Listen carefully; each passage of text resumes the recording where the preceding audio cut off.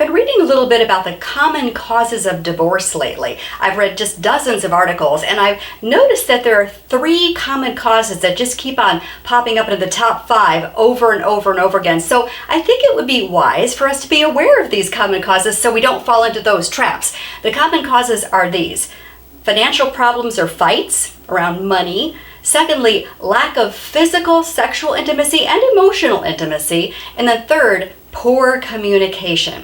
And as I was pondering these 3 areas, and of course asking God to show me insights from the Bible that could help us, I noticed something interesting about all 3 of these causes, of these traps that couples can fall into, and they tend to revolve around this concept: not valuing the other person, not valuing their needs, their desires, their interests, just not valuing them.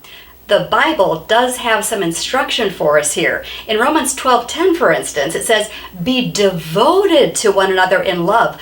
Honor each other above yourselves." Ooh, honor each other above your own self-interest, above what you think is most important. Ooh, in other words, value the other person, their needs, their thoughts, their desires, their hopes, their dreams, right? Usually we're subconsciously kind of self-centered, and this causes problems in the area of money, intimacy, and even communication.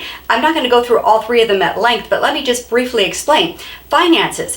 Generally, most women crave financial security. Generally, and I'm kind of stereotyping here, but generally, most men are more adventurous when it comes to spending money. Now, sometimes it's the opposite, but mostly it's this way. Women, financial security. Men, a little more adventurous and free-flowing with the money. And so, there's a clash, right?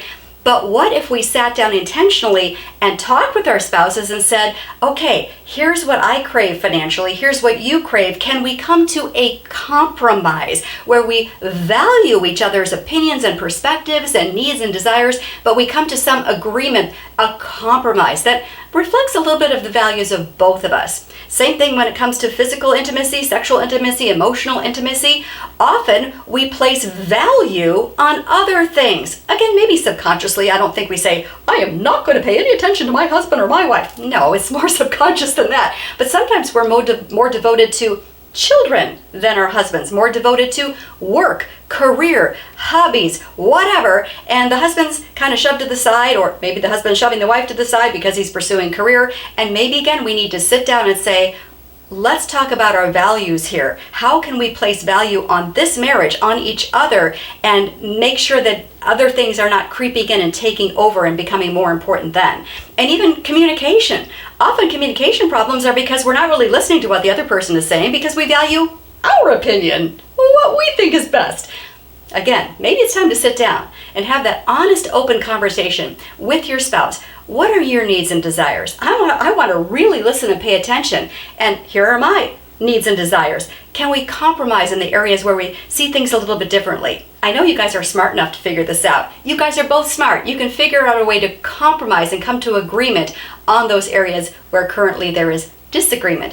Avoid those 3 common causes of divorce. I know you can do it. Just start talking clearly with your spouse.